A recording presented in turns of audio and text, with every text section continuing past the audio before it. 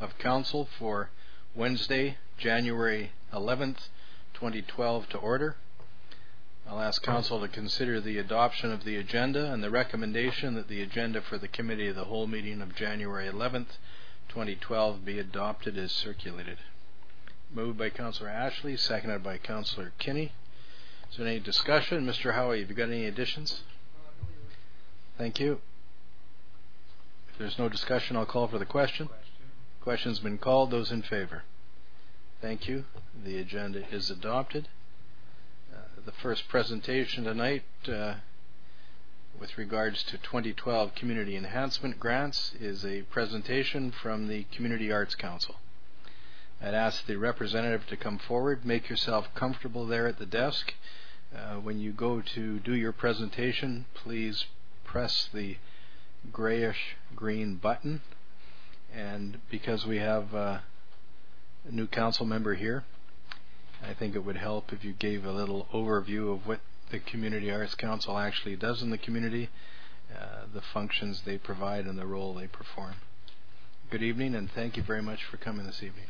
Good evening, everybody. My name is Mariana Holson, and I am the new president of the Prince Rupert Arts Council. The Prince Rupert Community Arts Council has been functioning since 1977, and its mandate is to support and promote arts and culture at the community level. We work on a strictly volunteer basis. We have a board of 10 people.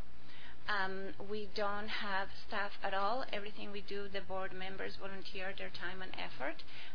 Occasionally, we have hired a coordinator for specific projects, such as that they require longer hours and more effort. For example,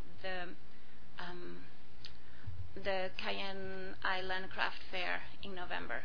This year, we did hire somebody from the community to help coordinate and organize it. Other than that, we are entirely volunteer run. We have some specific activities that will repeat year after year. For example, the Thursday night movies. Twice a year, we have 2 cycles, one in the fall, one in the winter, and we bring a movie that the local theater may not show. We also organize every year for the last 36 years the Cayenne Island Christmas Craft Fair that is a sold-out event.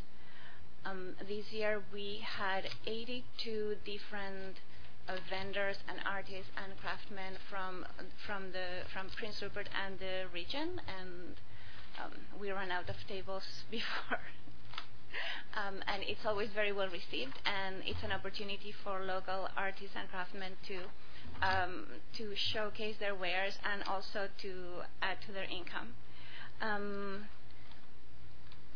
We also participate every year in the Arts and Culture Week, which is an event all over the province, organized and sponsored by Arts BC.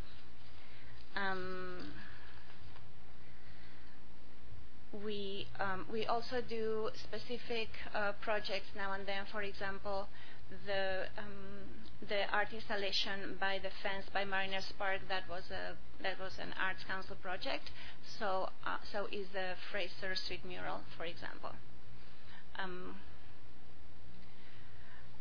So last year we applied for a grant of $10,000, and we were very generously granted 9. And I'll tell you what we spent it on.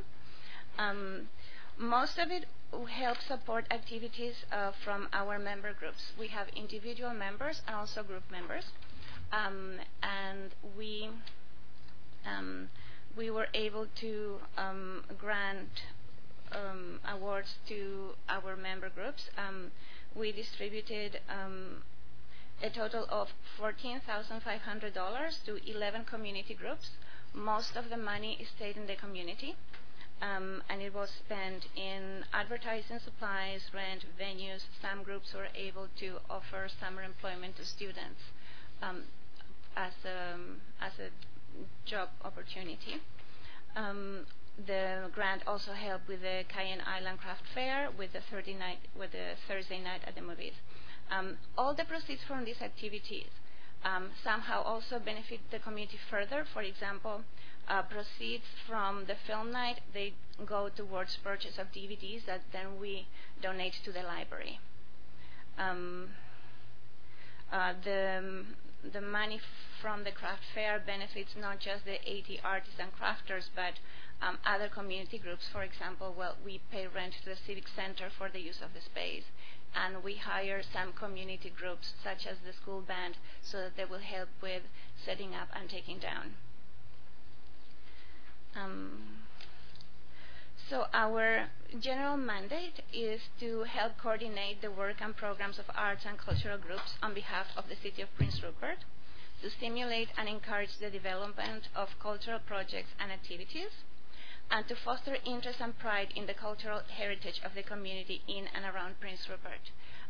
We have, in the last couple of years, we have made an effort to help promote First Nations arts and artists. For example, we have actively recruited First Nations board members, and we are organizing for the second year running the Creative Jam, which is an event takes place over a weekend, Friday, Saturday, Sunday, and we bring facilitators of different disciplines.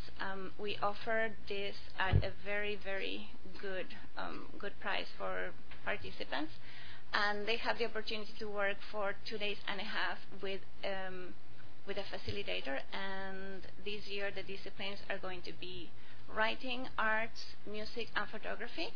2 of the facilitators are local, 2 we are bringing from outside, and the one for the music is a gentleman from Hawaii, and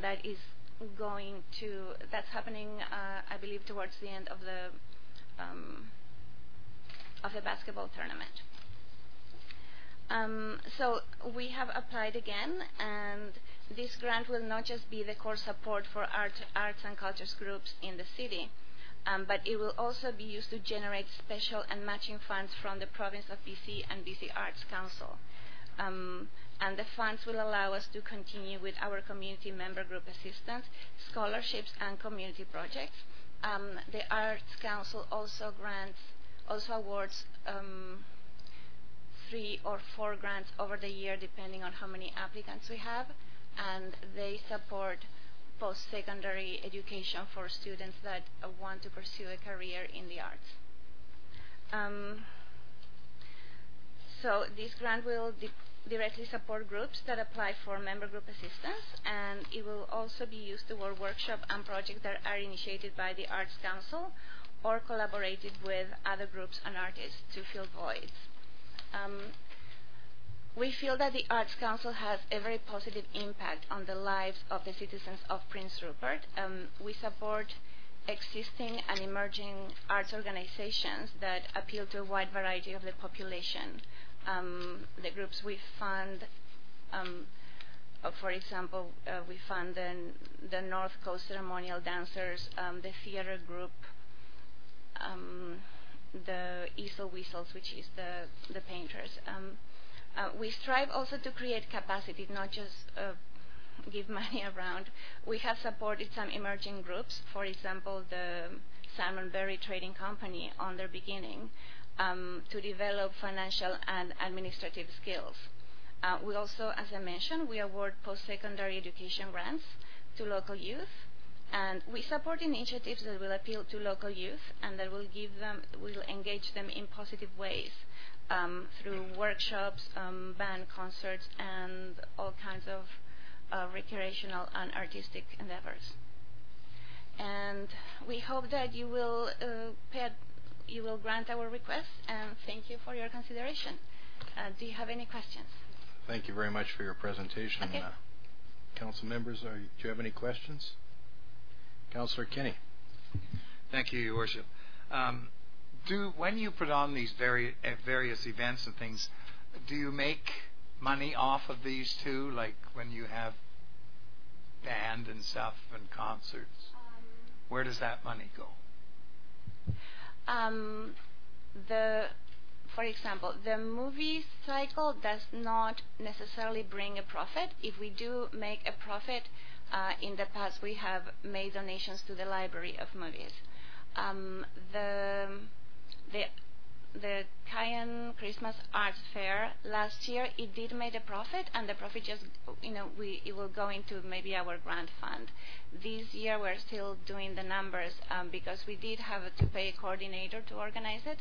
We are still not sure if we made a profit or we broke even. Councillor Ashley. Thank you for your presentation.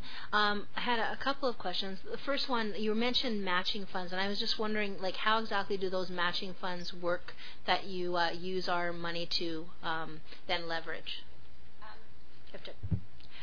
When we applied for our grant for the British Columbia Arts Council, they ask us what financial support we receive from the city, and then depending on the amount that we have received from the city, they will grant us. They will add to their usual grant. If you want the numbers, last year we got the maximum matching funds, local government matching funds, which was $4,000. Councillor Ashley.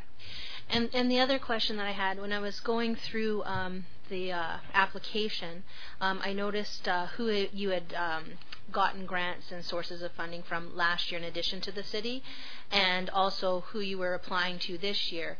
And I noticed there were a couple of groups, such as the Port of Prince Rupert and BC Hydro, that you had applied to last year that weren't on your list of who you were asking this year. So I was wondering why that's the case, and if you had thought about any other possible sources of where you could access money. We apply to other groups on an as-needed basis, and also because they want us to apply not in general, but for a very specific project. We have just applied to BC Hydro again for assistance with the funds for the next Creative Jam. Is there any other questions? Thank you very much. Just before you go, because we are on TV and people can hear you at home, I see that your 2012 Arts and Culture Week theme is postcards from the edge of the world. Would you like to tell the people that are here today and people that are watching from home? Obviously you're looking for participants. Would you like to say a few words about that? Yes. So our plan for the Arts and Culture Week, which is the last week of April, usually we have a writing contest, and we are going to do that again. And it's going to be our third year for the writing contest, and it's always very well received and very well attended. And when we unveil the prizes, usually we get together at Caupuccinas, and everybody gets to read if they want. They want to read the party piece, and we distribute the prizes. Also this year, we are planning on having a visual arts component, and we will open that to anybody in Prince Rupert and the surrounding communities if they want to participate. And what we are asking is that they make just a small postcard-sized art piece. It can be fabric, it can be found media, it can be anything they want on the theme. And we are currently looking for a place to have a small art exhibition. And then everybody just gets to take their piece home, and hopefully we'll have a nice opening. Last year, the salmon that you installed that were going down to the cruise ship dock, there was a lot of positive comments about that. It was a very good display. Thank you very much for your presentation. You'll be advised. This is part of the city's annual budget review, and you will be advised as a result of the review of the decisions that are made. Thanks again. Thank you very much. Next, we have a presentation from Options for Social Growth Society. Good evening. If you'd make yourself comfortable there. Your microphone is already on. And it would help us all, I believe, to get an overview of the various initiatives and the functions that your organization performs, because we do have new members of council this year. Okay, perfect. Thank you. Good evening, and thank you for having us here tonight. My name is Nicole Mobles, and I am the president of Prince Rupert's Options for Social Growth Society, which runs Discovery Child Care Center. We are a nonprofit society running a daycare. We are the only daycare in town at the moment that works with teen parents from the high schools. We have 8 spaces of available that are reserved just for teen parents that want to continue their education. We offer assistance to them as well. You know, any questions about parenting, any questions about feeding, anything to do with their child, our staff members are willing to sit down and talk to them about it. We allow them to come and visit with their children throughout the day during their lunch breaks. And basically, we are asking for this money from the city because currently we are in very difficult times financially. We have a new building that was supposed to be opening last year that would provide 60 new spaces to the community of Prince Rupert. However, due to the lack of funds, we have not been able to hire the proper staff to run that building, as well as getting the children to come into that building at the same time. So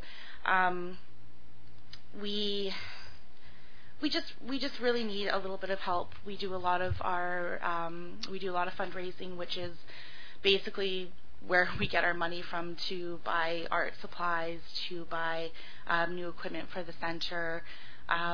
We also do fundraising to help the staff complete courses that they need, workshops that are provided through the Berry Patch. We encourage our staff to take those, but we also, need to give them some sort of an incentive, so we try to pay them for that or pay for the course itself. So all we're really looking for is just some help. We provide a great community service. Childcare is extremely important, and it would be difficult to see something have to close or suffer because of funding or lack of funding. So yeah, pretty much we're here just to be able to help ourselves out financially for educational purposes, and just providing the children of Prince Rupert with quality childcare. Certainly, and your request is in the amount of $1,294. That's correct. It's for monthly sewer and water, and for the quarterly garbage fee.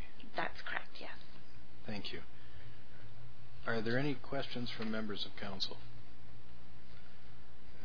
Councillor Carlick Pearson, and then Councillor Ashley, and then perhaps the Prince Rupert's next grandfather to be, Councillor Kenny. Oh, yeah. I was just wondering, you said that that it was a new building. Are you running out of the building now, or are you located in that building? And how many people, what do you need to be able to run a full program? Currently we are not operating in that new building. We are still using our old existing building. The new building that we're not operating would provide 16 more spaces for multi-age children 3 to 5 in Prince Rupert. We are looking to possibly hire about 1 to 2 staff members full-time to be able to run that daycare. We do have a waiting list of children, but unfortunately we don't have the staff at the moment to fully operate that building within licensing regulations. So we're kind of stuck between a rock and a hard place, because when we have the staff, we don't have the children to open it, and when we have the children, we don't have the staff. So a lot of our money also goes to paying for a building that's not even in use. So we're trying our hardest to be able to get some quality staffing in there. Perhaps if I could just interject before Councillor Ashley, if you could state the other organizations that help to fund you throughout the year, whether they're federal, provincial, or within the community. Certainly, we apply for several grants. The only one that we actually got last year was through the BC Gaming Association. We received, I believe it was $16,500 from them last year. And unfortunately, that goes very quickly to a struggling organization, society. So a lot of that actually went to wages to help us throughout the summer, because we lose a lot of kids during the summer, but we have to keep our staff on. So a lot of that goes right to wages, staff wages. Certainly. Thank you. Councillor Ashley.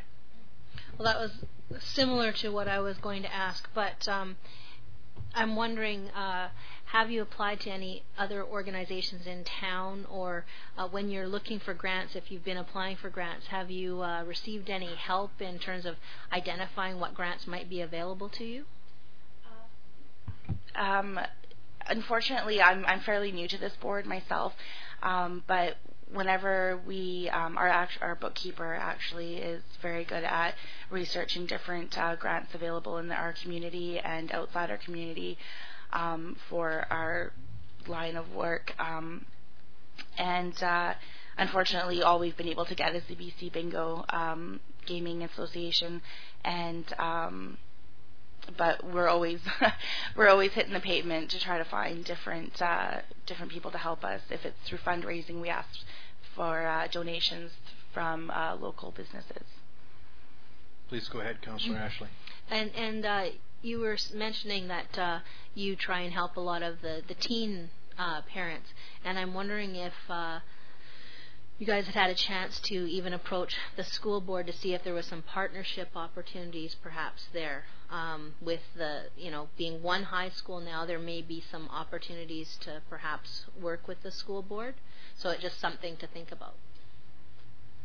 Definitely. We actually, one of our members of our society is Kathy Offit, who actually works with the teen moms at Charles Hayes. And the school board has actually been extremely good to us, providing us with their land to use for an incredible price. So they've been helping us out a lot. And we do go for them for emergencies once in a while. Are there any further questions from members of council? Councillor Kenny and then Councillor Garon. Thank you, Your Worship. The $125,000 or a little bit more there, is that every year from the province of BC, the child care and the operating subs plus the other capital funding from BC? Is that the same amount every year? Yes. Yeah. Councillor Garon. Thank you, Your Worship. Thank you, Nicole. This building, you're not operating in that building at all? Unfortunately, we are not. Where do you operate? There are two buildings on the land, and we are in the existing building. What was supposed to happen there was we were supposed to be operating out of both buildings. The new building was supposed to open up as a multi-age daycare center providing 16 spaces to the community, and we were also supposed to continue with our infant toddlers in the existing building. So but they're side by side, these buildings? Yes, they are. They're on the edge of the Charles Hayes School. I thought maybe it was just an addition that was put onto it, so it's a separate, totally separate building? Yes, yes. Thank you very much for your presentation this evening. Thank you. Next on the agenda we have the Prince Rupert Community Enrichment Society.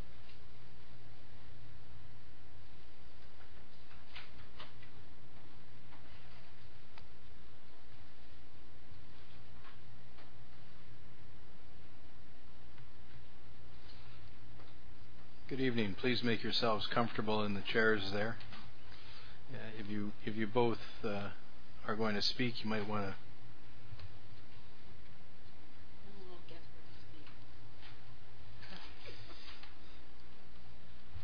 Thank you very much for coming down here this evening. I'd ask you, because we have new council members in this term, which we've just started, to give us an overview of the Prince Rupert Community Enrichment Society and the role that they provide in the community and the functions they perform. The Community Enrichment Society has been existent since 1977, and they started out as a Youth Enrichment Society and then became the Community Enrichment Society. They offer several programs. The program I work in is the Infant Development Program, Supported Child Development, working with children who are in daycares. We have children who witness abuse, victim services, family skills programs, so they work with children and families throughout the lifespan. Basically, they're just offered to be our sponsor for the Fetal Alcohol Syndrome Committee, and just put the sponsorship behind us. And anything else you can think of, Lisa? I think we also have other. If you could turn the mic on, the people at home could then hear you. Thank you. We also have other people that are there with us, but we also have the parenting that's happening also at community enrichment, and but we also have stop at that one. So you could. And you have the same officers of the organization, starting with the very capable president? Yes. Thank you. Please proceed with your presentation. Anything else you'd like to tell us pertaining to your request, of course? Yep. The Fetal Alcohol Syndrome Committee. Basically, we're a committee of people from different agencies, like Friendship House, Community Enrichment Society staff, the Community College, Glengarry Services, Axis, just different people in the community who provide service to children and to families that are affected by fetal alcohol spectrum. We've been in existence for about 20 years. We've been working on reducing fetal alcohol syndrome in the community, and we offer different throughout the year. On September 9th is FASD Day, and we do an event that promotes the prevention of using alcohol while the moms are pregnant. We always take part in the Seafest parade and make our. And your request from the city this year is $3,000? Just whatever. We originally wanted to do a conference, but just did within the last month. We see that Smithers is doing a huge conference with international speakers, so it probably won't be done this year, but within the next year or so. Certainly. Yeah. And I see from your financial statements you get approximately $1.2 million from the province, and from the federal government $9,000. Is that the same for 2012, or do you have an idea yet? That money has to do with community enrichment overall, and that encompasses all the different programs that we do have. But in terms of the fetal alcohol syndrome, we just meet with the different. We don't really get any financial support from them, and we just meet just every month or so with the different organizations, and we plan to have all these different events. And one of the things that we do when we do have our meetings, we talk about what's happening in the district and in the community, and we try to make sure that we have at least 3 times a year where we go into the mall and we try to get statistics, and we have information out there where we give all that information to people who come and get statistics in terms of how many people would like to have assessment. And because there's so many people who at our tables when we're there, they ask questions in terms of what can we do.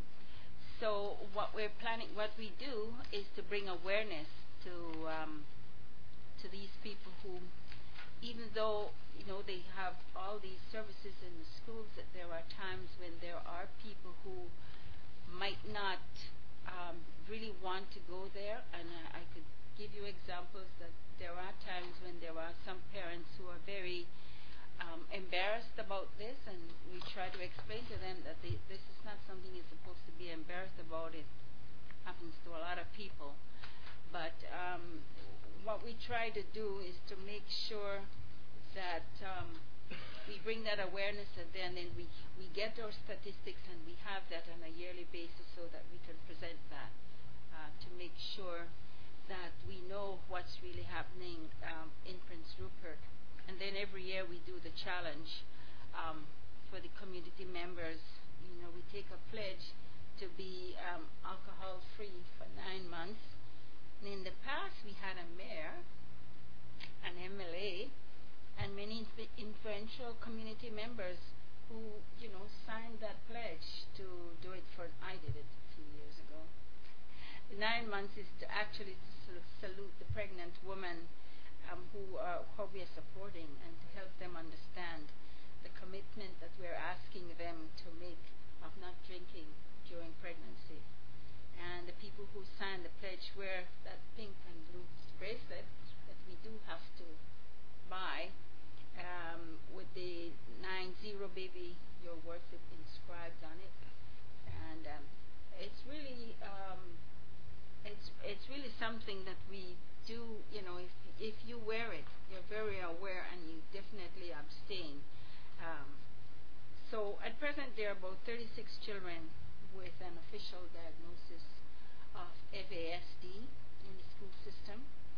And as there is a limit to the amount of the assessments that we have that can be done yearly, we do not have full-time psychologists, so they come in on a and then we have about 2,000 waiting for assessment. So is it your opinion, you've obviously monitored this and created some awareness and done what you can to help in the last number of years, is your activity helping, beyond helping to create awareness, which I'm sure is appreciated, and you do what you can as you've stated here, but do you believe there is less fetal alcohol syndrome happening today because there's more awareness, or is it such a staggering problem that it continues at a high level? Well, as far as I'm concerned, it still continues at a high level. The awareness, even though the awareness is there, I guess sometimes we get carried away. And I think most of the time when people drink, it's having fun, and obviously sometimes, we fall in love, we have our sexual intercourses and forget all about it, and we don't even realize that, having that type of thing, and you've been drinking, you don't even know that when you're pregnant, and the result is that, might be just one drink that could do it, and some people it's different with other people. Some people drink and it doesn't happen to them. Yeah. However, well, thank you for your comment. If I ask you anything more, we might have to change the rating on this program. This is for all of the public, but I'm being very upfront. you're being very frank, and I appreciate it. Thank you. Candid. I've never known you when you weren't.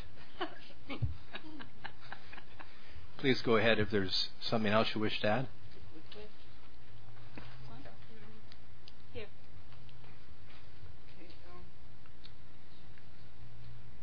We're requesting funding. If you'd like to press, there you go. Okay. People at home will be able to hear you. Our committee is requesting funding assistance to train community members who are working with children with FASD, and to update their knowledge, and working with individuals that are in preschool, schools, and college, along with later in life, and it'll to give the care workers more knowledge on how to work with the individuals who are affected by FASD in the community of Prince Rupert. Thank you very much. I'll see if there's any questions from members of council. There isn't, but thank you very much for your presentation. The council will include this as part of its budget review for 2012, and you will be advised of the decisions the city makes with regards to its 2012 budget. This is a little bit more information on FASD. Certainly. Thank you very much. And thanks again for coming down here. Thank you.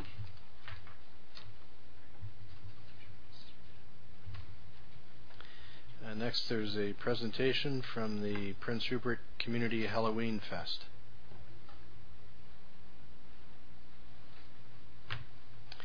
Good evening. Thank you for coming down here this evening. Thank you.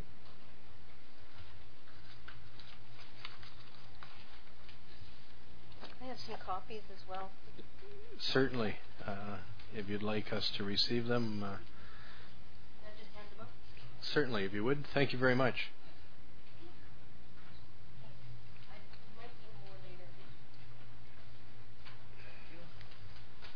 Thank you.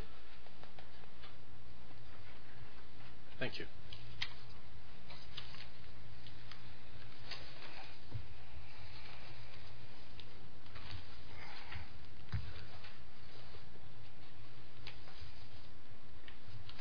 So your request is for $6,000 and it's an in-kind donation? That's correct. Okay. If you'd like to outline your program and the benefits it provides to the community. Okay. First off, thank you for having me here and representing Halloween Fest. Halloween Fest has been going on for 24 years. 2012 will be our 25th anniversary, which I find very hard to believe. But personally, I have been involved in the last 4 years since we moved back here in 2008. And my husband decided I needed something to keep me busy.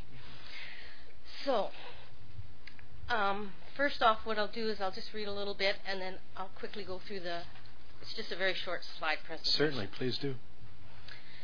The Prince Rupert Community Halloween Fest Society has applied for the Community Enhancement Grant provided by the City of Prince Rupert in the form of services in kind in order to organize this upcoming year's 25th annual Halloween Fest. Over the years, Halloween Fest has provided a safe and fun-filled event for the children and families of Prince Rupert to celebrate. This includes children from the youngest toddlers to our teenage youth, and it allows families to participate in an event that does not put a strain on the pocketbook. The Services in Kind grant allows the committee to use the Civic Center as a safe, central, and large enough venue for the residents of Prince Rupert.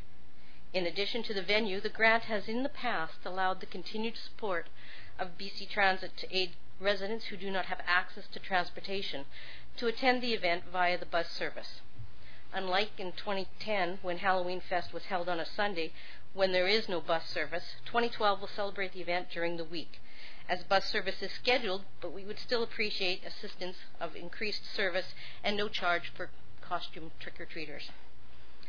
Halloween activities prior to the organization of Halloween Fest have been associated with vandalism and excessive property damage.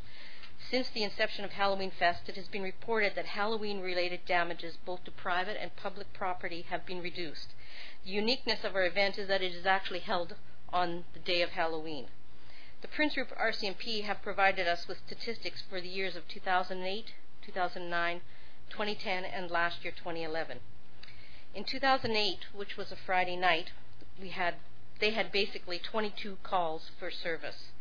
In 2009, which was a Saturday night, they had 40 calls for service. In 2010, which was Sunday night, there were 17 calls for service. And last year in 2011, which was Monday night, there were 21 calls. These calls range from noise bylaws causing a disturbance of the peace, impaired driving, and drunken public places. I don't think there was anything that was major property damage and stuff like that. As Halloween Fest is an event organized by volunteers, it provides our community an opportunity to engage teens and young adults in the organization, participation, and operation of this event, allowing them to take ownership and develop life skills. Our work begins with the night prior to the event, where it is arranged for volunteers from community groups as well as individual residents to come and prepare for the festivities by decorating the Civic Center for the event. While some decorate the gym, auditorium, and hallways, other volunteers set up the games and ensure that all is ready for the next day. This definitely sets the mood for the upcoming event. The purchased candy is divided up into the various tubs that accompany each activity, ready to be placed where all who join in receive their share on Halloween night. Our volunteers arrive an hour before the doors open and take their places at the various games and activities, ensuring that all is prepared for the arrival of the trick-or-treaters. Here they are able to partake in the free drink and hot dog in appreciation of their help before the event starts, as every person who attends the event is greeted at the door to receive their treat bag and a coupon for the drink and hot dog to have either before or after they participate in the games, collecting their candy, or in the costume parade. A short 2 hours later, when all the candy is gone, everyone is invited outside to watch the fireworks display in a safe, controlled environment, as this is the only place where fireworks are legally allowed. To ensure everyone's safety, the fireworks are organized and operated by the Prince Rupert Fire Department volunteers, who have taken training to provide us with this fantastic end-of-the-evening event. As our costume trick-or-treaters hurry out to see the fireworks, our volunteers are hard at work dismantling the games, taking down the decorations, packing everything up, and transporting them back to our storage until next year's event. Halloween Fest has been operating for over 20 years, and it stands to reason that the children who attended the event at the beginning grew up participating as volunteers to becoming parents themselves with their own children attending, so it is a continuous circle. All of this would not happen without the generosity of the citizens of Prince Rupert. Donations from businesses, organizations, service clubs, and individuals that include cash, goods, and services, or time, it is all provided by the community. We in turn like to think that we are supporting our community by showing our appreciation to the volunteers who make this night successful by providing honorariums for their community groups. In the past, we've been extremely fortunate enough to have the continued support of the citizens of Prince Rupert with their cash donations. We realize, however, that from year to year this could change depending on our economic situations. That is why having residual funds on hand at the end of our event reduces the stress of relying on the current year donations from the community and ensures that all expenses outside of the Civic Center are covered and that we can operate on the same scale that we have in previous years. With the City of Prince Rupert's Services in Kind grant, the Community Halloween Fest Society will continue to provide the community with a night of safety and festivity for all residents. So, just have a little brief slideshow. Certainly, please. So, this is where we start. Everyone comes to Halloween Fest. It's greeted at the door and provided with a treat bag and coupons for a free hot dog and drink. While some volunteers decorate the gym, auditorium, and hallway, other volunteers set up the different events. We have, over the number of years, have accumulated quite a few decorations, but we're hard on them because you have to put a lot of duct tape to get them to stick to the walls there, and they don't always come away unscathed. So we can use the decorations, for a couple of years, but we're always on the lookout on November the 1st at 50% off. Some of our popular games, and the up left-hand corner is the stage that's set up for the costume parade.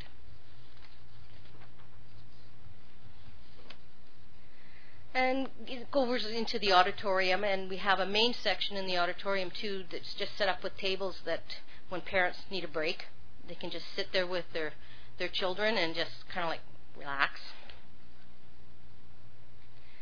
This is the empty hallways at the beginning, but shortly they are filled with families and kids in all types of costumes. And this is what greets them when they come in. Nothing is left undecorated, and Dr. Death waits to greet our trick-or-treaters. He's quite entertaining. Can you tell us how many participants you get each year? We didn't count them last year.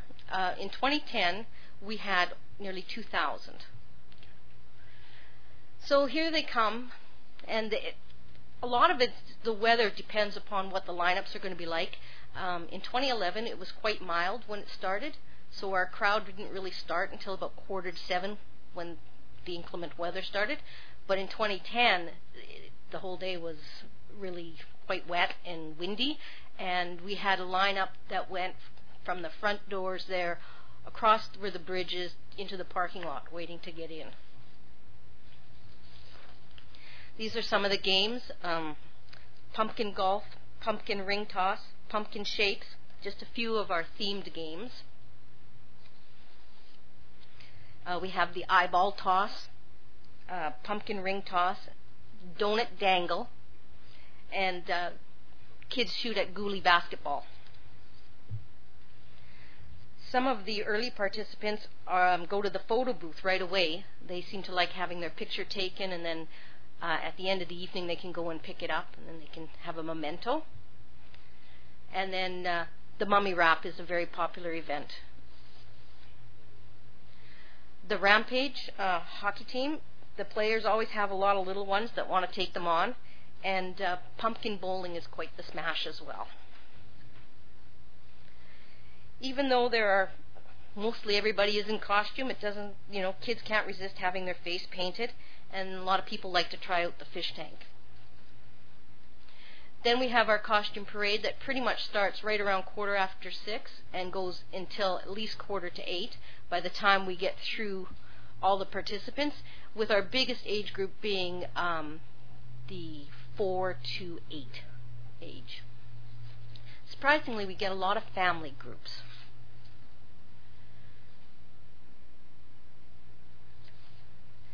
These are some of our volunteers, and our volunteers like to get into the things, participating and being costume. The students from Charles Hayes are volunteers that we usually get to operate the games. The hallway, it's a great place to meet friends and get together with everybody, and if you're small, there's the toddler circle where the kids can jump around and burn off some of that energy. Now this is the fireworks. None of the volunteers really ever get to see it, other than we see it in the photos that somebody takes for us. We didn't have the fireworks in 2010 due to weather conditions. The winds were just too high, it was not safe. And we can tell we have a successful Halloween fest when all the candy is gone. And there was a lot of candy. Yeah. That's good. Thank you very much. Very good presentation. Are there any questions from members of council?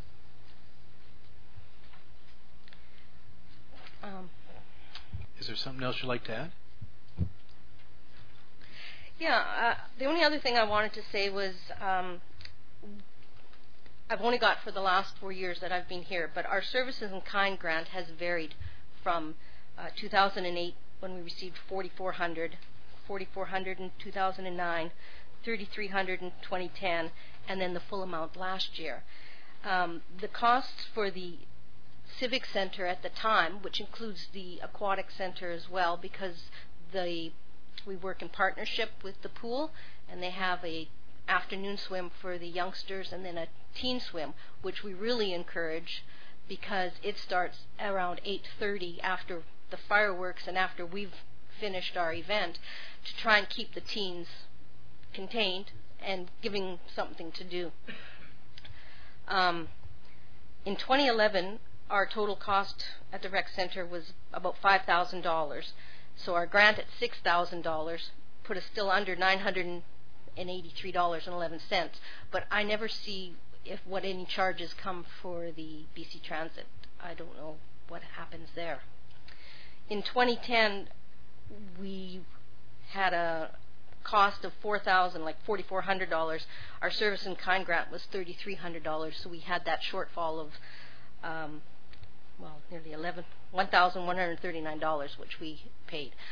Having the full amount of the grant ensures that we can use the money that we receive generously from the residents and the merchants to go to the expenses of candy, to update our decorations, supplies, and then also to go towards the honorariums that we give the various groups that help us out. And the financial papers that I handed out go with the one that goes with the grant that shows for 2010, that shows what we had started with in 2009, what we raised in the way of income, what we spent in the way of expenses, and what we started off for 2011. So we started off with $8,671. Mind you, in 2010 we did not have the fireworks, so we had a little healthier residual to start off with. And then I've updated you with the latest that we had of our expenses for 2011. I don't anticipate that there's anything that I've forgotten. Thank you. Thank you very much for your presentation, and I'd like to say that the work that volunteers do in the community is very much appreciated, and events like this make our community, and in a lot of ways not only do they create memories, but they make the community a better place to live. And if you'd offer, please, my own thanks to the people that volunteer. Okay, thank you. Thanks very much. Free. The next presentation will be from the Museum of Northern British Columbia.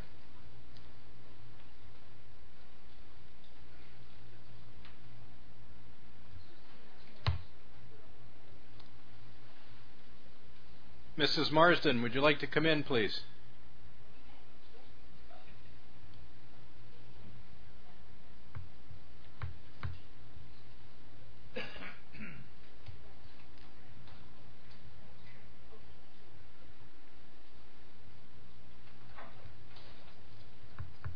Good evening. Would you make yourselves comfortable at the front here, and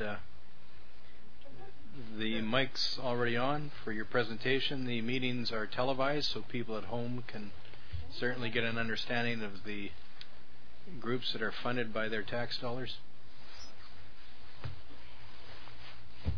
Our tax dollars. We're all taxpayers. You want to be here? Certainly, I'm not intending that there'll be a disruption, but at 6:15 we do have a couple of council members that leave. If your presentation goes up to that time, please don't be surprised if a couple of them get up. They do have some prior commitments. We do appreciate you coming, though, and taking your time to do this presentation. 6:15. It's now about 8 minutes to 6. But the intention is not to rush anybody. No, they'll be. Thank you.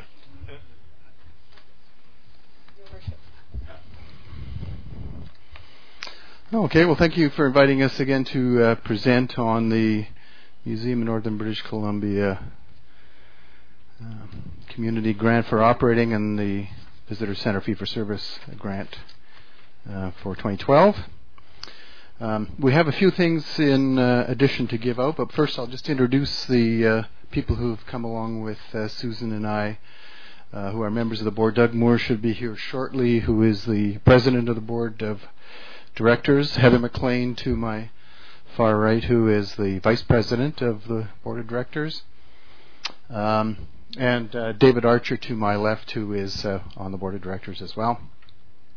I'm Robin Weber, part of the administrative pair of director, co-manager myself, and Susan is the other half of the administration curator and co-manager. And with us also is artistic director Sam Bryant, who is one of our lead staff people with the Museum of Northern British Columbia. Thank you. So for the people that are watching at home, you're here to talk about the request for $160,000 for the museum operating, $14,500 for the Quinetza Station operating, and $70,000 for the operating cost of the Prince Rupert Visitor Center. Yes, and we have some updates on some of those as well, so we'll present those with our presentation. Certainly. So those numbers have changed a little bit, but we'll get to that through our presentation. The numbers have gone down, have they? Yes. Good. Thank you very much. And we'll illustrate the reasons for that through our presentation. So. Certainly appreciate that. But first, I'd like to, with your permission, hand out some supplementary information that we brought along with our to join our application. So we have a package which includes 3 different documents. One is a photographic overview of museum services and facilities and activities. The other is a chart that we've developed that shows the financial factors that have affected the museum in Northern BC over the past 16 years, which is the period we've been in the new facility, and how the museum has been able to roll with the financial punches that we've received, really one after the other over a fair period of time. So I'll highlight those. And then the other is a written overview of the museum, its history, its current activities and functions, and the staff the museum in Northern BC needs to maintain these activities and functions, and then the serious situation we're facing this year in 2012. Terrific. Thank you. If I could ask, without disrupting your presentation, sure. The serious situation you're facing in 2012 is predicated by crews. The shortage of cruise ships. The shortage of crews, yeah. Thank you. The second leg of the shortage of crews. We've had 2 now. We've lost 1 ship, and now we're losing the other, and down to 4 ships. So yes, that's the primary thrust of what we're talking about today. I'd like to begin. You already have a nice, complete overview of the museum operations and activities in the Community Enhancement Grant application, and that's now supplemented with the photographic overview, which gives you a nice summary in photographs of all of the facilities and functions that the museum undertakes in the community. And we've asked our staff actually this year to submit what they consider to be the highlights of 2011, which is the year we're reporting on, and basing our request for 2012 on assuming that we'll be doing the same level of activities with the funding that we request. So I'll go on with those. And again, we're going to try and keep to our timeline here.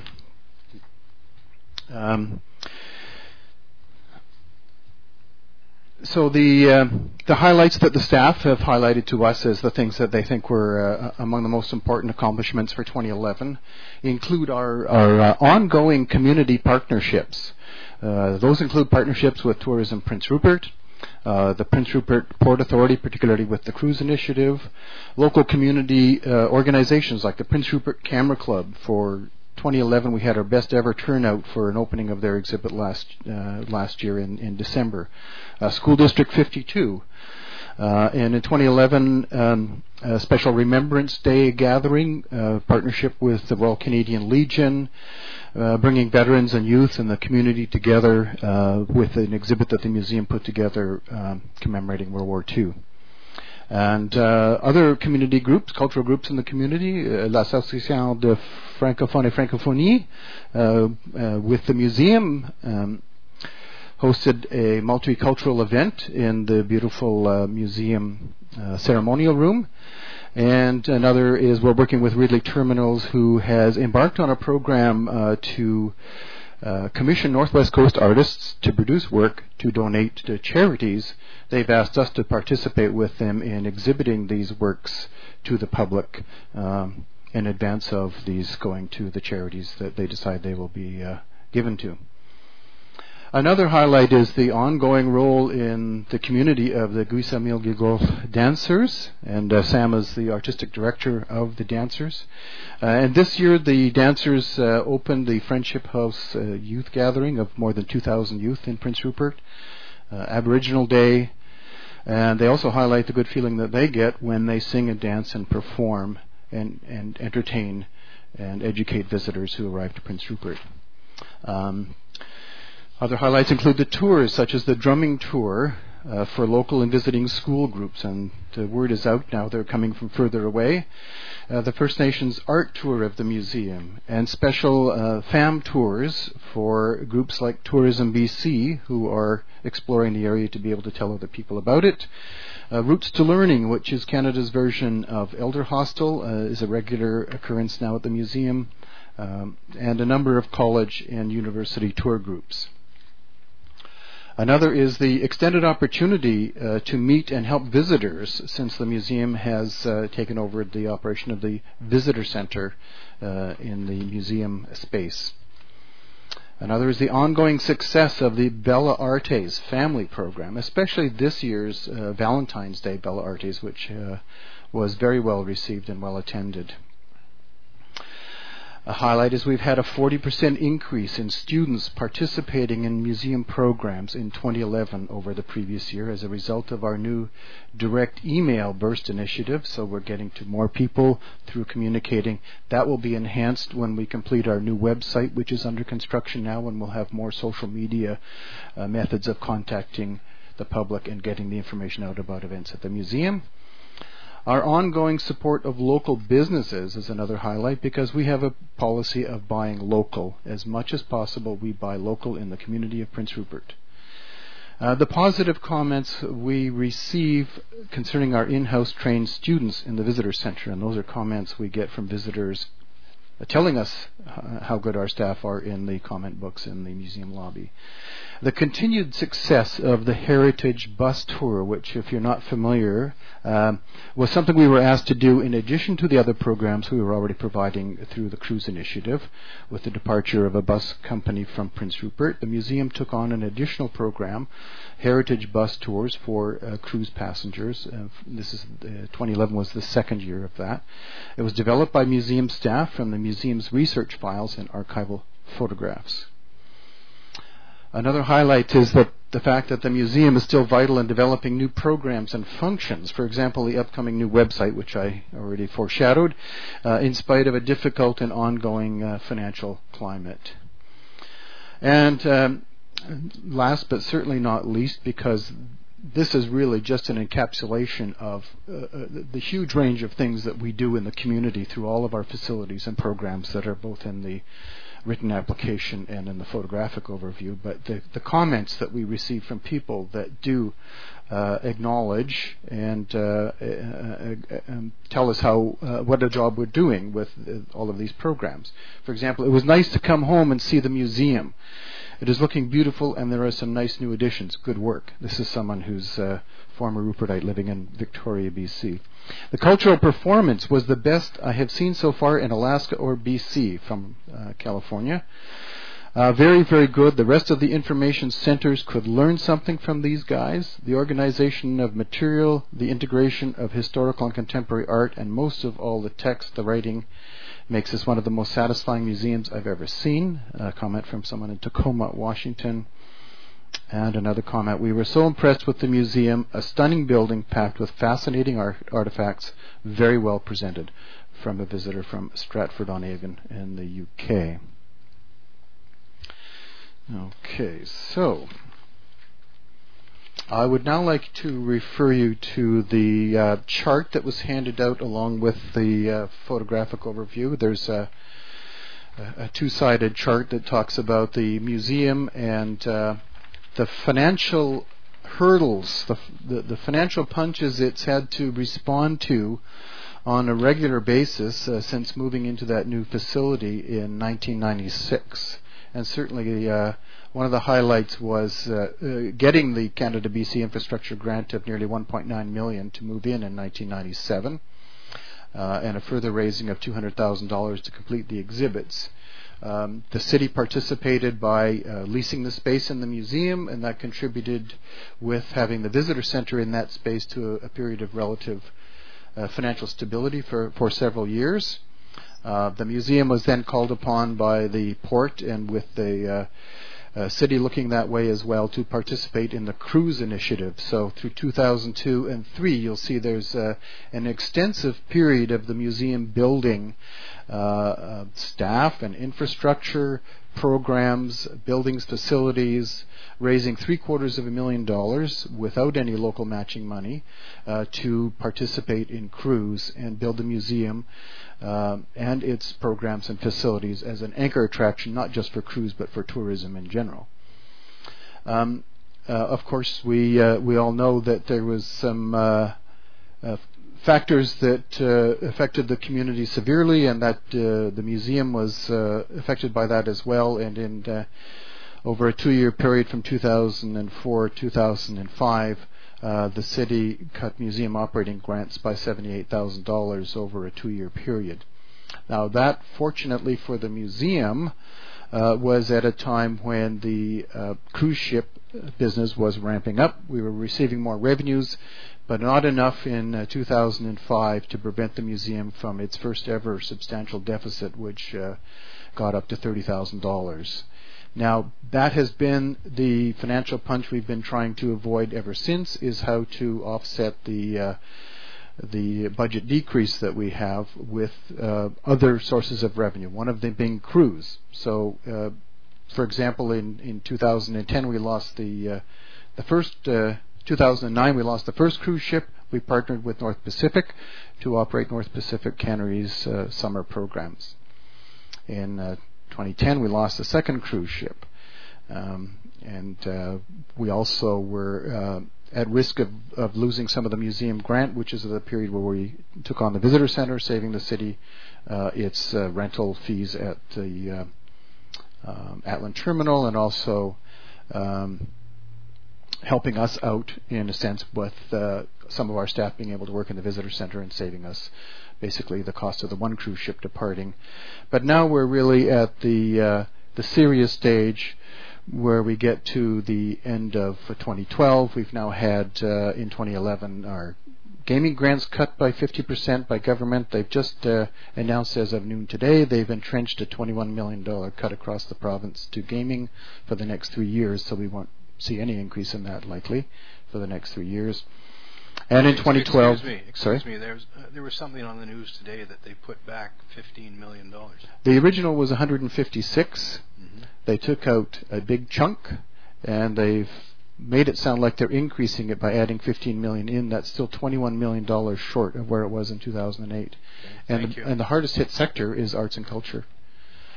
So they're taking the brunt of the cut, unfortunately, and that's where we are, arts and culture.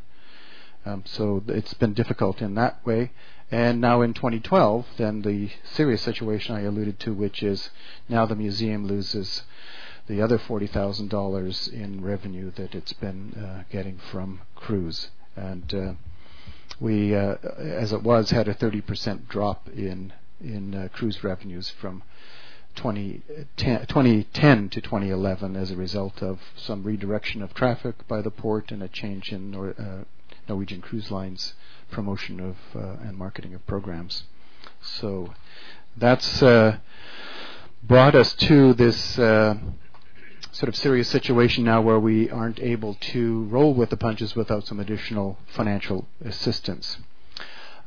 When we reviewed our situation towards the end of the year, when we had all of our information in hand, we realized that we probably should redo our budget for a couple of reasons.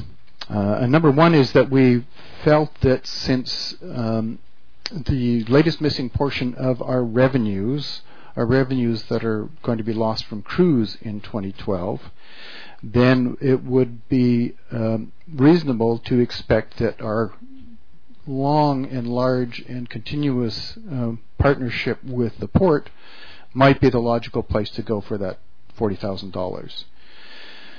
And so, as you can see from the chart with the participation period I mentioned in there, then we are doing that because the port is still requesting our participation in cruise in the beginning of 2011 with the new cruise initiative to try and renew interest of the cruise ships in staying here.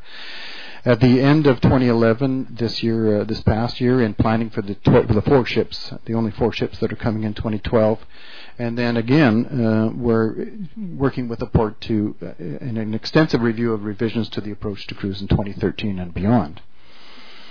So, as I said, we felt it only appropriate to approach the port for the revenue the museum needs to make it through to return to a break-even point, which is 20 cruise ships a year. That's just break-even for the museum in terms of our average revenue from the cruise ships.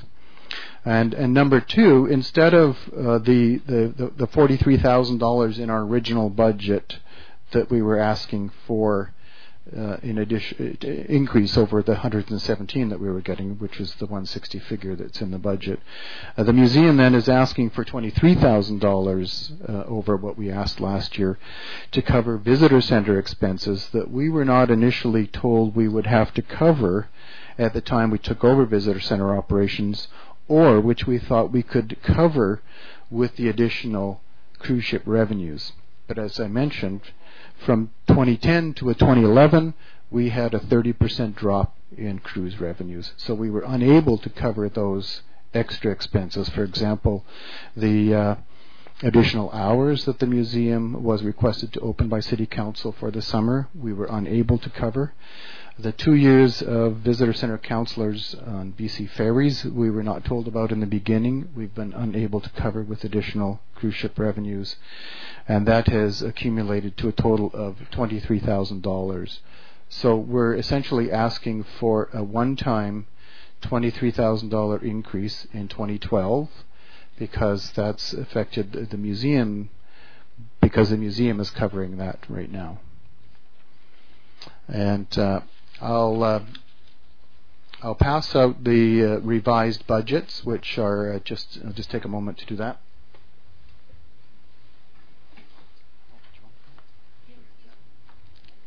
Yes. And I appreciate everything that's going on, and I know that we haven't received all of your information yet, but knowing that I have to leave, I'm just wondering if I could interject a couple please questions. Go ahead. Sorry. No. Mind reader. You're pretty eager there. So I hear what you're saying. I mean, that we know that the cruise ship is not going to be here. The visitor are going to be down, etc. So my questions sort of center around not only obviously you guys coming to us and saying we need more money, but what other sort of things have been done. And what has been you guys are planning to do. So my first question has to do with in terms of what other sources of funding have you been looking at or are planning on looking at, such as, and I'm wondering if a couple of things. You've mentioned lots of the school programs, which I know are good programs. I've got several friends that use the programs, but I'm wondering how much money do you get from School District 52 towards those programs? When I was looking in the budget, it didn't seem like it was a lot of money, and so I'm not sure if I just wasn't reading the budget right or not. So I have a question about that. You were mentioning about going to the port, so maybe I'll talk about those ones and then I'll ask others. Please go ahead. We determined that the best route for school groups was not to put the onus on either students or teachers to raise money for individual class or student fees for programs at the museum.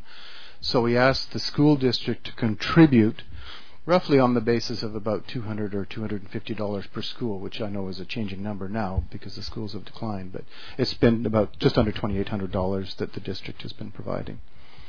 And we did make an ask to the port of $40,000 to replace revenue for cruise, and depending on the future in 2013, assuming we get to a minimum of 20 cruise ships, we will have to look at that as we go. Please go ahead. And can I just answer one other? The person on the ferry that cost us $5,000 of museum money, which should have been visitor center money in 2010, and cost us $7,000 in 2011. We're looking at having Northern BC Tourism take over responsibility for that. So because it's regional marketing that people are asking for on the ferries, and so some of the places like Terrace and so on are saying, well, how come you're not marketing us? And so we are now in the process of negotiating to get out from under that expense. Go ahead, Councillor Ashley. Thank you. That's helpful information. I have another question too, and it may be that you have approached these various groups, but it's something that I've been wondering about. We know, for example, we have a few businesses in town. In particular, we have Ridley, who has expanded and are doing better. And I'm wondering, number one, if you've approached various other businesses in town to see whether or not they might be willing other than the port, right? I realize the port has a vested interest in terms of the cruise ship, so that's one thing I was wondering. And then the other one, knowing that the museum has such a rich source of First Nations culture and history as part of the museum, I'm wondering if any of the local First Nations governments have been approached in terms of whether they might be able to help, because I could see I see the benefit historically and culturally to the programming and all of the different things that the museum does, and I really feel that they might be a very good source as well. So I'm wondering if you had thought about that or if there was any plans to do that.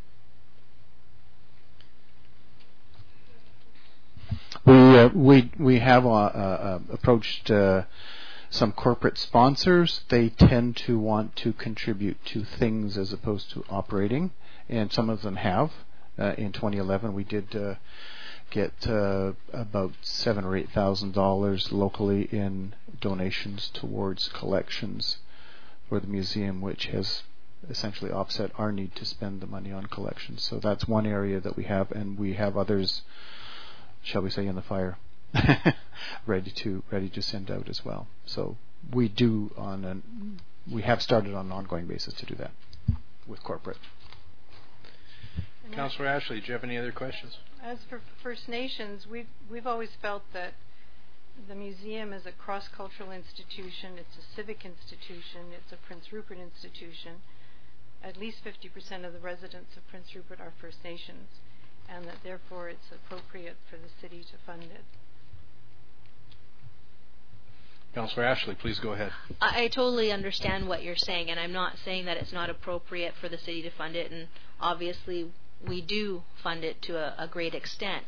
All I am trying to ask and to see if because obviously no matter who we are in this financial day and age, everybody's having difficulties. So I'm trying to expand the repertoire of perhaps where we're looking for sources of revenue.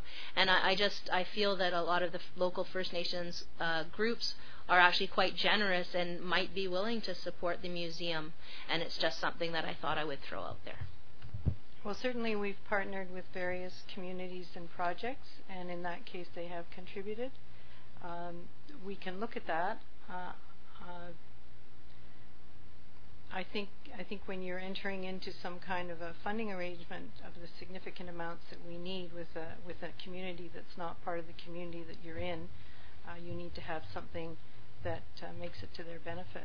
So at this point, taking on additional projects that would make it of interest to them is more than we can handle, given that we're just barely holding our own. Councillor Ashley.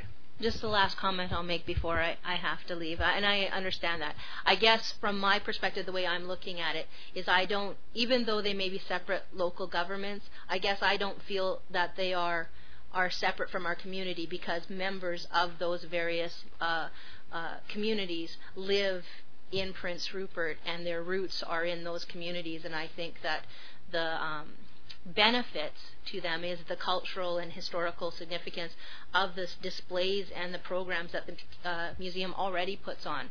So I think it would actually do a disservice to not have those going on. That's why I think it would be appropriate. But I'll leave it at that. Certainly, thank you. And I understand that both yourself, Councillor Ashley, and Councillor Carlick-Pearson have to leave.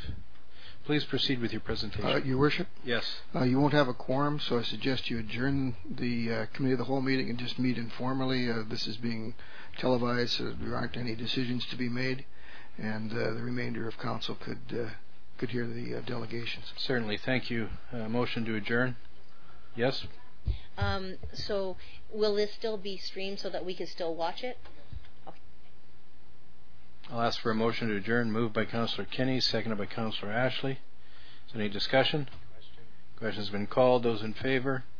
Thank you. The Special Committee of the Whole meeting of Council held Wednesday, January 11th, 2012 is adjourned. We will continue hearing requests for funding. Please proceed. Thank you, Your Worship. Actually, we're fairly close to wrapping up our presentation here as it is. So I guess I would refer back to the chart, because now looking to the future, we've done two calculations. One is where our funding is relative to inflation, and since we've moved into the building, the annual fixed cost average has risen 37.4%, 37.5%. So it's risen substantially. And against that, from our first year of operating the museum with the visitor center to 2011, our overall funding has decreased 25.5%, and those are the figures at the bottom. So we still have to come up with solutions for that issue long term, because we can't keep falling behind. I've made some footnotes at the bottom of the kinds of things that far exceed that inflationary rate. For example, even City West business line rental gone up from $28 to $42. That's a 59% increase from 2002 to 2011. BC Hydro, 40% from 06 to 2011. PNG Gas, delivery charges increased from 05 to 2011, 60%. And I know the city has to deal with those issues as well. Certainly, we all have non-discretionary costs. And so we are still having to deal with that in addition to our ask this year. So our ask then remains, as we've put it forward, those new figures are represented in the budget figures that we've given you. We've reduced our ask to the city to the $23,000 we need to backfill in expenses that the museum had to cover for the visitor center, and we've approached the port for $40,000 to cover missing revenue that we'll be feeling in 2012 for the temporary loss of crews. We hope it's temporary. And I'd like to close. We in that package of materials as well is what have I done with it here? Part 5. Okay. Is an overview of the history and current activities and functions. The staff, the museum needs to maintain these activities and functions. And ends with a brief outline, as I've mentioned before, of the serious situation we would face as a result of the changes to staffing we would have to implement to make the museum function if we don't receive these minimum levels of funding to ride out the latest crisis, which is the temporary loss of crews. And I'll just finish with the last paragraph of that 7-page overview, which is: this overall reduction in revenue would therefore mean that there would be sufficient funds only to cover the physical costs of the museum, the care of the collection, perhaps 2 art gallery exhibits per year, the collection of admissions, and the operation of the gift shop. There would be no special events and no programming, because concomitant with reductions in this funding come a variety of other ones that wouldn't come because we couldn't do the programming we're required to do. In summer, there would not be sufficient revenue to top up the student grants. Summer hours would be 5 days a week, and the museum would have to close for lunch. The loss of several highly trained staff with unique experience would cripple the museum's ability to recover should the economy recover and to participate again in a renewed cruise ship industry. And it's taken years to build up this level of staff expertise. It would take years to do so again. And that concludes our presentation. Thank you. I'll see if there's any questions from members of council. Councillor Giron or Councillor Kinney? It's a very good presentation, very thorough. We appreciate it. And of course, all of these requests for community enhancement grants will be given consideration at a later date, and you will be advised of how the city will be handling all of these requests in the next little while. Thank you, Your Worship, and councillors, for giving us the time to explain our situation for this year and to hear our request for funding. Thank you. We appreciate you coming down here this evening. Next on the list is the Prince Rupert Performing Arts Centre.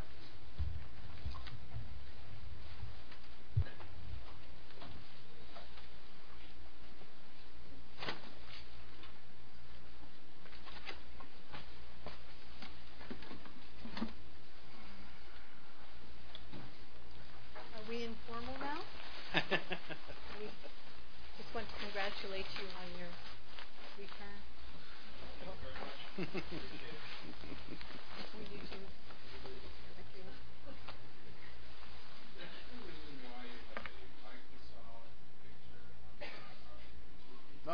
That's a standard Microsoft picture. Perhaps because it's of colors they don't normally see. Yeah, really. Well, just to know, one of the firemen a couple of years ago, they were doing some exercise at the fire hall, and at the end of it, they were up in the highest ladder with a whole array of photographs of the city. And I have one of them on all my computers. It's wonderful. Bring it over. Yeah, I can email it. Okay, good. Email the whole set to you. We do have one of our members of council is old in years.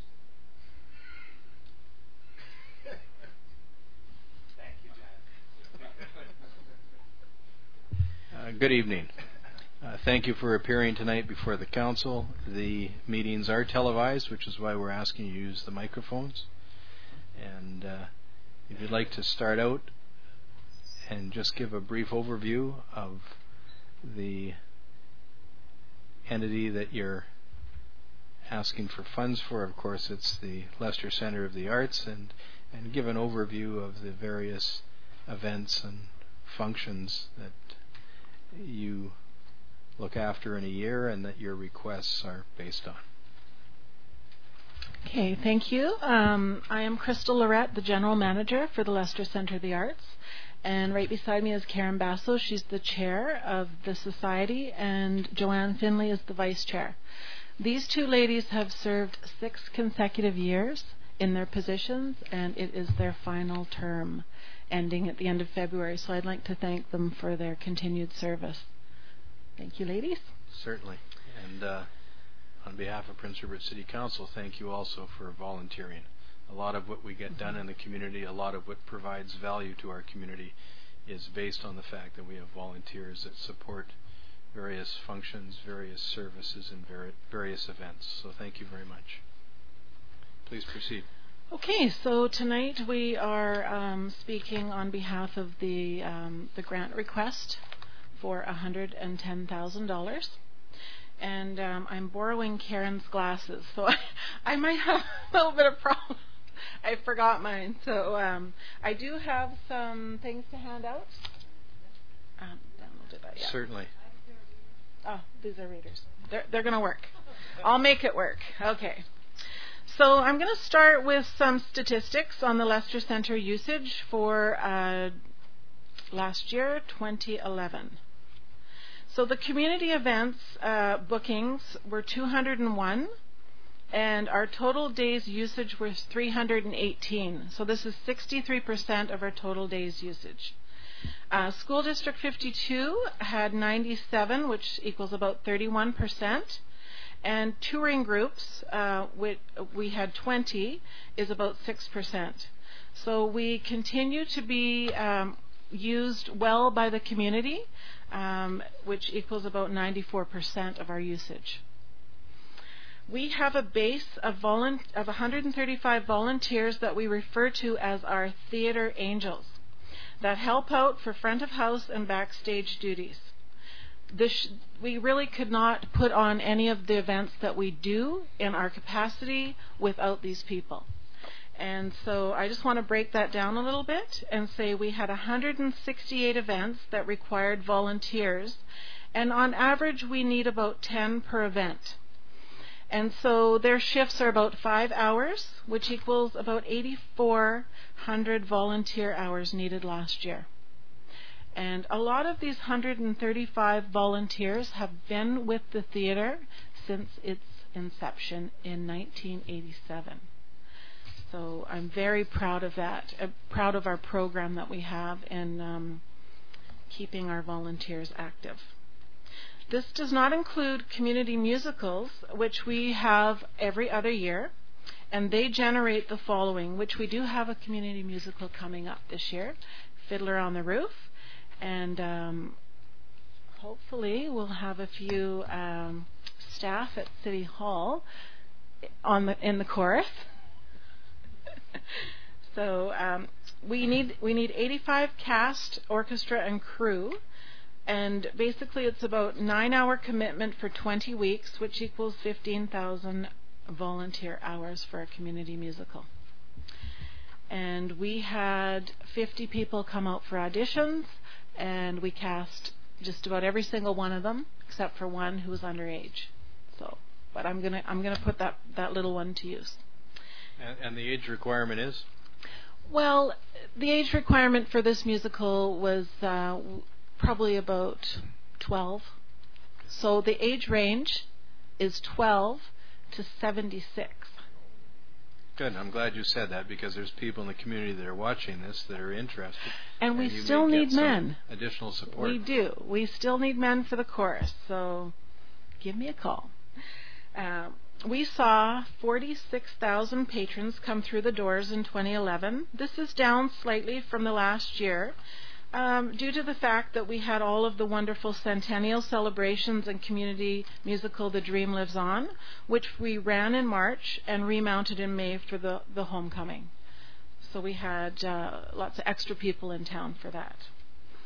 We continue to research and apply for additional sources of funding, one of which is the Community Presenters Assistance Grant. This is a program of the BC Arts Council, which is funded by the province and administered by the BC Touring Council. We apply under the component Key Presenter for $7,000. Now, this may not seem like a lot, but it really helps us in bringing touring groups into the community. And I just want to touch on a letter that I received this year from them. This is from the review panel, and obviously there were insignificant funds for the overall program to support all qualified applications at the 100% level. So there definitely was big competition for this money, and so the process of evaluation fell under 3 components: artistic achievement, organizational effectiveness, and community engagement. And at the end of the letter, it states that they were extremely impressed with our application, and they rated us very highly. So I'm pretty proud of that fact, because the money is tight, and for us to come out with getting exactly what we asked for is a big feat. So I just wanted to touch on that. And so during 2011, again, the theater hosted 168 events with 46,000 people coming through the doors.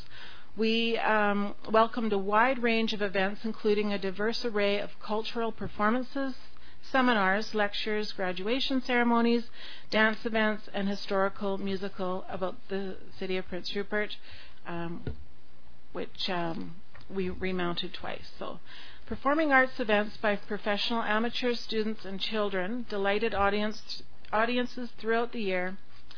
Some new commercial presenters began using the venue, and locally based community groups are continuing to book events annually. We've also partnered with a community church this year, and they are coming in every Sunday to have their church service. And so obviously every Sunday is not available because of these annual bookings, but it's just wonderful to work in such a community where we're very flexible. And so the church service had a set from Chicago one Sunday, and they were quite okay with that. So the board continues to provide leadership and prudent financial management for the society, while our staff of 2 and 1 very part-time give exceptional where are we here? Sorry, I lost where I was. Thank you. These glasses are not working good. So continue to excel at operating the theater on a day-to-day basis. We are very grateful for the annual contribution that the City of Prince Rupert gives to us, and we really cannot go forward without that.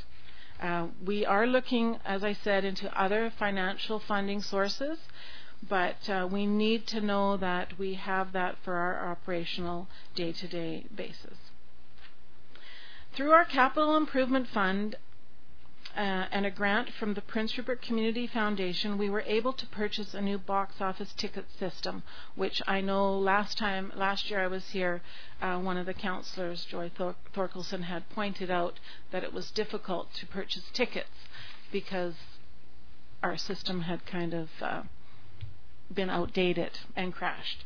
So we do now have a new one. It cost us $15,000 and it took us a few years to get there.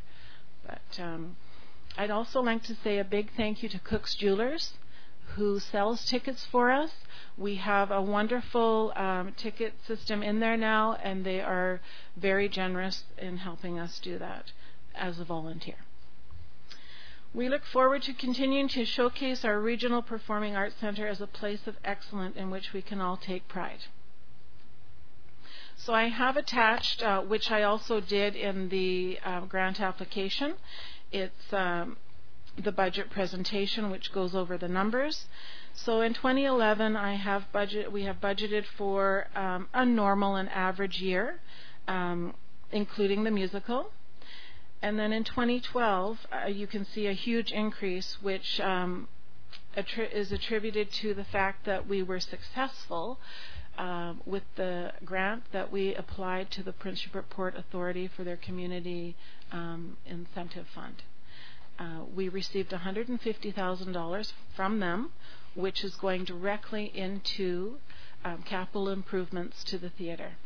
And right now, as we speak, there is no stage. So if you want to come down, Mayor Musalem and Councillor Kinney and Councillor Garon and have a look at it. Yeah, it's kind of neat. There's nothing there, so you can see what's underneath it. And we did run into a bit of problems. There was some asbestos, unfortunately, which caused a bit of problem with our budget. But it has, I'm happy to say, as of today, it is completely gone. The reports are back. Everything is normal. And the stage floor will be put back together. And we have to have it together because we have a show on the 26th. So it went to a local contractor. And also with that money, we are replacing all of the floors, so all of the carpeting, and all of the flooring in the changing rooms and the green room. So we are very, very grateful for that. We also received funding for the stage from the McLean Family Foundation and the Northern Savings Credit Union, and those were also grants that we wrote. So I do have some variance notes, but they are pretty straightforward, and I will leave that in your hands to go over when you review it. And in closing, I'd just like to say that the Leicester Centre of the Arts will be celebrating its 25th anniversary in May of 2012. We opened our doors in May of 1987, so we are starting our 25th season. We will be celebrating our silver anniversary with our patrons throughout the year through a series of touring artists and local performances for the entire community to enjoy. While the Leicester Centre of the Arts continues to struggle to make ends meet in the current economic climate, we are being proactive in building our relationships with professional artists and community partners. Bringing performers into our community that would normally be out of our reach is a challenge that we face each year, and that has not changed. But our optimism is always front and center. The optimism is a result of living in our northern community and building the arts through positive experiences. Our community members continue generously to step up, volunteer, and commit to our programming yearly, and we are truly appreciative of their support. Without them, the show really would not go on. We continue to encourage people to come out and celebrate the arts in our community. There are very few organizations that we do not work with, as we are very community-driven and run. One of our values is that the arts belong to the community. We take ideas from them and are continually seeking input from patrons regarding programming. We are proud when we are able to present performers locally as well as through BC and Canada to our audiences. Our audiences vary in age. However, focusing on family continues to show an increase in patrons, with the older demographics enjoying all forms of the performing arts. With the help of the community presenters, we are able to again provide an artistically driven program and diverse that speaks to a variety of audiences and reaches out to include something for everyone in the community. We continue to offer outreach, activities, and fundraising events throughout the year, such as hosting our very own last year first ever Prince Rupert's Got Talent. It was a big hit. We started a partnership with local musicians who teach music and voice to youth aged 10 to 18. This provided an opportunity to showcase the talent of this age group and benefited participants by allowing them to work in the arts in a supportive environment. This is a true community development through the arts, and that is one of the reasons, looking back in the archives, the whole building of the theater was to educate as well as to entertain. By networking with our friends in our region and province, we managed to come up with an extraordinary program that embraces all aspects of live theater. In the coming season, we will provide a year of exceptional shows, Fiddler on the Roof. We look forward to having the opportunity to provide this programming to our community. And one last thing. The Lester Centre has impressed many visitors from all around the world who attribute its existence to a community with vision, imagination, and pride. And we just had Colin James come through, and I'm not sure if you knew he came through last November, and his production manager came up to me, touring manager, and he said, we've been all over. We've been all over Canada and other parts of the world, and he said, by far, this is one of the nicest theaters that they've been in. Not only aesthetically, because it's very beautiful, but also acoustically. So, thank you. Thank you very much. Are there any questions from members of council? Councillor Kinney. Thank you, Your Worship. I would just like to say thank you, Crystal. You've done a wonderful job. And I'd like to make sure that Karen and Joanne are not leaving the performing arts, I hope, just because your 6 years are up. I believe it's part of the Constitution that we actually have to be away from the board for a year. So we have to step down for 1 year, and I'm sure they'll get us back. Yes. Good. Yes. Councillor Guerin. Thank you, Your Worship. Thank you, ladies. You should be very proud of all the work that you do, and all the other people who support you as well. So thank you again for your service. Thank you for your presentation, and the city will advise you as a result of your presentation and once the budget review process has been done for 2012. Thanks again for coming down here. Thank you very much.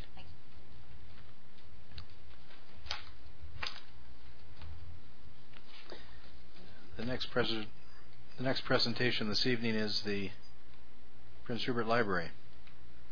I ask you to come forward, please. Make yourselves comfortable. The meeting is televised, and we'd ask you to use a mic so that people that are watching from home can certainly hear your presentation. Good evening.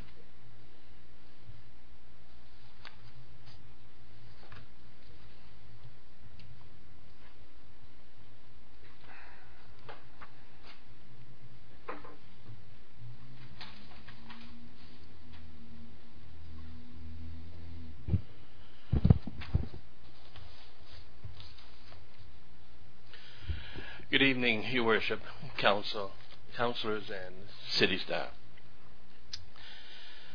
Thank you for hearing us. We're here to help Mayor and Council understand what is happening at the Prince Rupert Library and to see why Council's decision to fund the library is a good use of taxpayers' money. You have our budget submission, and we will do our best to answer any questions now or at a later time. I also want to thank many of the city workers and the various roles behind the scenes, from payroll, finance, to public works, to the gardeners and maintenance workers who have helped the library fairly and effectively through the years. Oh, I'm sorry. I should have introduced Tim McDonald and Paul Kennedy, who are board members. They're here because our board chairperson, Adrian Johnson, is unavailable tonight, but they know the library well and they're board members, so they'll be glad to talk. Certainly, thank you. So we have requested a municipal grant of $596,000. It's an increase of 19%, and I will explain best I can. First, the bad news. I brought up some of our yearly stats, year over year from last year, to give you some ideas, both of good and bad. Please understand that talking about some of these matters is uncomfortable for us, but you have to know. You have to know what's happening. And as well, I want to point out that even though we have some issues, city staff has always been supportive of any acute incidents such as flooding, boiler failures, or other imminent dangers at the library. In 2010, near the end of February, we closed library doors on Mondays due to budget cuts. Monday was chosen because it's a long enough day that closing would have an impact on the budget, and because stat holidays often fall on Monday, the library wouldn't have to be closed 2 days in those weeks. This closure, combined with the ongoing decay of our physical infrastructure, has and continues to significantly reduce our circulation of materials and computer usage. We have seen that overall circulation has fallen by about 12% year over year since 2010, and over 21% since a reduction of hours in 2009. Overall foot traffic fell sharply in 2010, but has kind of flattened out, as you see, about 83,000 versus 86,000 people. We hear that from patrons that being closed to the public on Mondays is an inconvenience that affects most people in one way or another. There are those who are in the habit of coming every day, and there are those whose day off is Monday because they work weekends. And there are people who would book the multi-purpose room for group meetings but can't. As well, this is a picture of a pipe, a sewer pipe that came off of one of our public toilets. It was taken because literally half of it was decayed and broken off. It was only half a pipe, and this was from a toilet, so you understand what's underneath the library. There are many problems that we have not listed here tonight. Things like garbage bin, little things that are broken. Unfortunately, this was actually damaged by a city snowplow, and our janitorial staff can't use it anymore because it's dangerous. We have ceiling tile issues. The firemen have warned us that it's a danger. And we have other little issues such as damaged elevator control panels from leaks. Fortunately, we had a bad roof that was fixed. I point these out not to complain, but to get you to understand that there are some deficiencies that we need to be addressed. And also, the library welcomes everybody, and that with that comes risk. Risk that the staff... Excuse me, does the 19% increase you're requesting in 2012 pertain to some repairs and maintenance? Some, yeah, but it's going to be between that and two other issues that I'm going to be talking about in a sec. Thank you. Yeah, there are risks that the staff have to be able to deal with.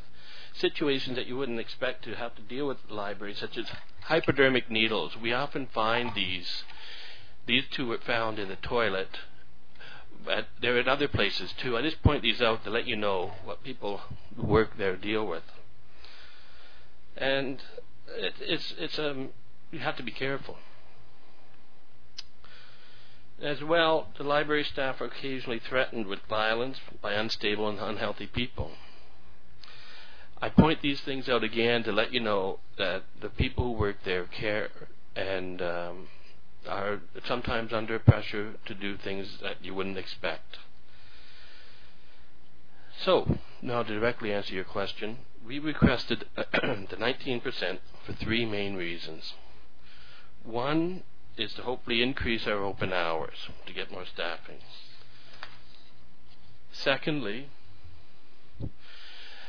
to do what we can with the building, as I spoke of, other things. Hopefully, increase our maintenance, and one of your regular staff, Alan Scott, has always been very caring about the library.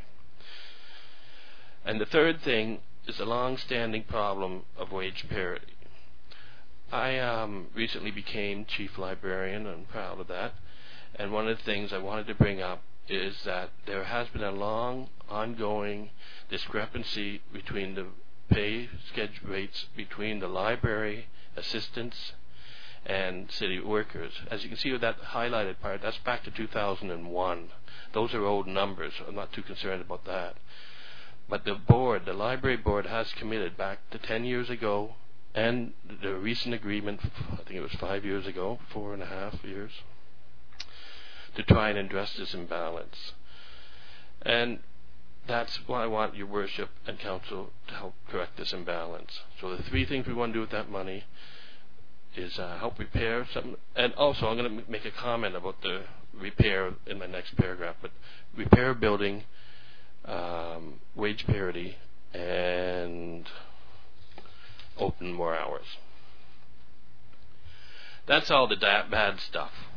I didn't want, but there's much more to the library than that. This is just a typical picture of a day. You can see we get pretty busy either with computers, or people were into stacks, tutors. There's an artist in there, there's a tutor, people using charts, people using computers.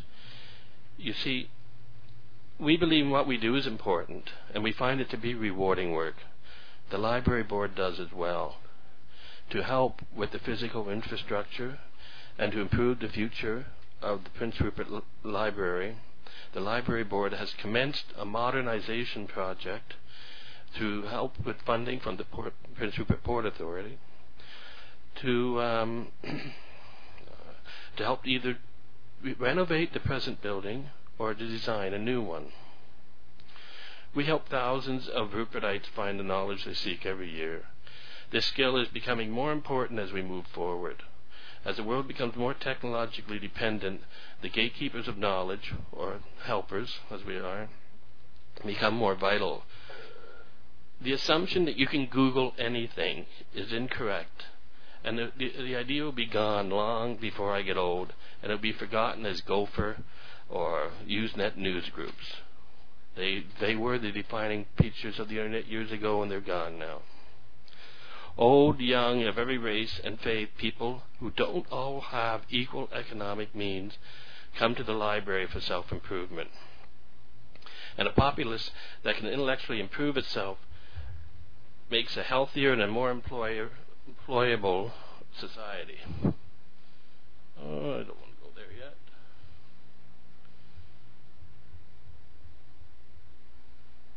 Oh well. The picture's not there now.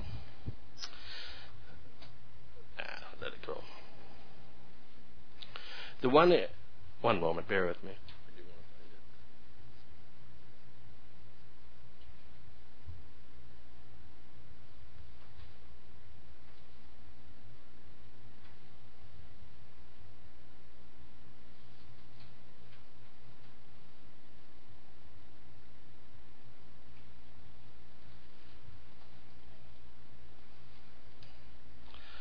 I'm just going to see if it's on here. It's not on that presentation. I only want to show it because it's important of what is happening, that is growing at the library.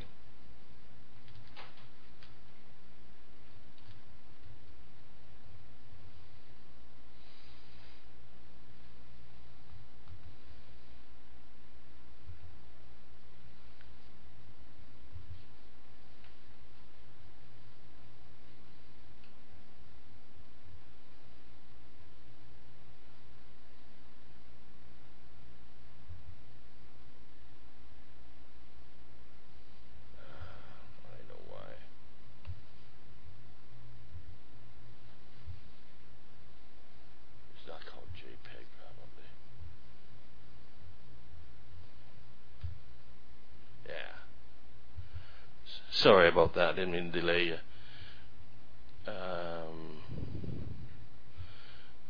this is the one of the bright spots here. That's why I took my time to get that. It's the one area we've seen the largest growth in our library. On the next stat I'll show you, year over year from 2010 to 2011, the use of the multi-purpose room has increased dramatically. We've seen 100% gain in the number of adults sessions and almost a tripling of the number of adults using these rooms. This has been a lot of change. We've had ESL classes, which this is one of them, New Canadians, Photo Club, Spanish Club, local groups, Haida Nation, First Nations authentication programs, author readings, storytelling events, and more. It's a really big part because they not only use the room, but they use our collections. They take materials in there and use them. They have games, they have magazines, they have books. They use our wireless, they use our screens, and they're using materials that they can't get anywhere else. And that's why I want to point out, it's really, I'll show you my stats there. The circled part. You see, even though we closed in 2010, we had at year end 110 sessions, and this year we had 211. 500 people almost last year, and 1385 this year. This has really been good, and we're seeing even more growth now. We charge some of that, and that's for some people, like government agencies and for-profit uses, we charge, so it also helps our revenue. We don't for author readings or children's groups. So we also know that the community cares about the library. Just this week, city workers and the electrician and a few other companies are installing a backup generator to run our sump pumps. It's an expensive thing. And so we know that the support is there by government, by you, and by other people. We know that the Port of Prince Rupert and Ridley Terminals, especially the Employees Community Fund, care about the library because they have made significant contributions to us. Here is an example of helping give children an early start in literacy and technology. Our children's librarian, Beth Diamond, is demonstrating the use of what we call playaways. These are small handheld AV players that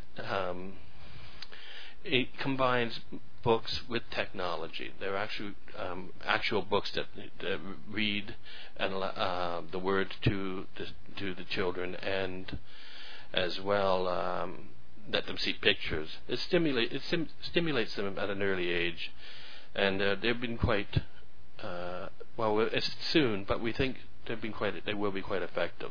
The kids like them. And again, this is the result of RTI employees. The provincial government also cares and supports the library as well. Here I am presenting our MLA Gary Coons with a book called the Library Book, which details the history of libraries in BC. It's a thank you to the government because they did come through with extra funding last year, and we needed that.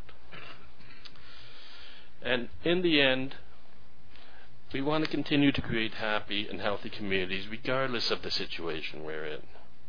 And we need you to direct the tax revenues towards a better future. Thank you, and I'll be glad to take any questions. Thank you. Are there any questions from members of council?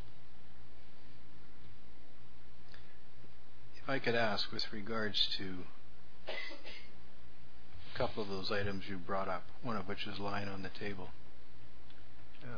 What would your plans be in terms of security to help prohibit that sort of thing? Have you got anything going forward? You've obviously thought about this. You thought enough to bring it forward. Yeah. You got any suggestions or ideas on any of that? Well, we do make some patrons who we feel might have needs. We do direct them some social services directly. We have improved our relationship with the Mounties across the street, and they've been talking to us about how to deal with situations like that to minimize the trauma. As well, we've had staff take first aid and other types of training that's available at St. John Ambulance that that helps a bit.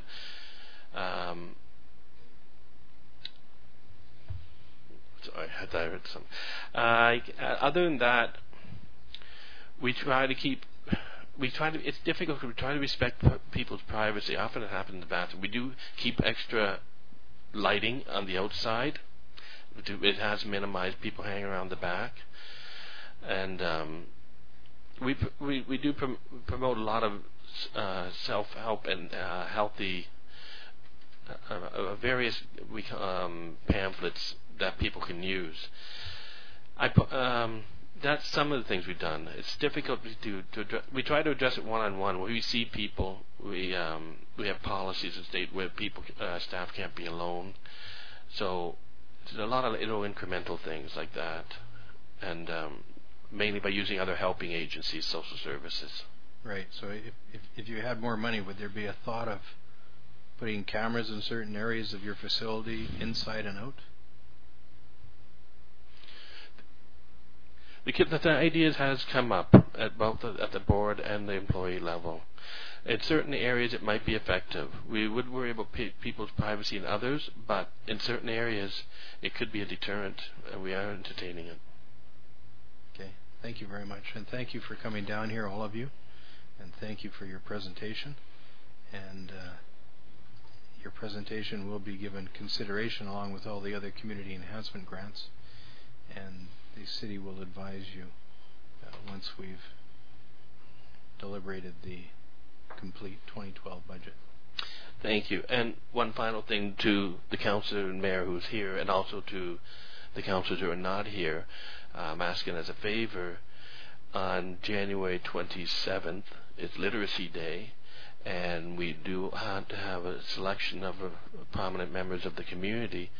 If you're willing to come to the library and do kind of a celebrity reading to kids and other, I don't know, mostly kids, but adults too. And I don't expect an answer now, but I will follow up with a phone call to the councillors and yourself in the next few days to see what you think of the idea.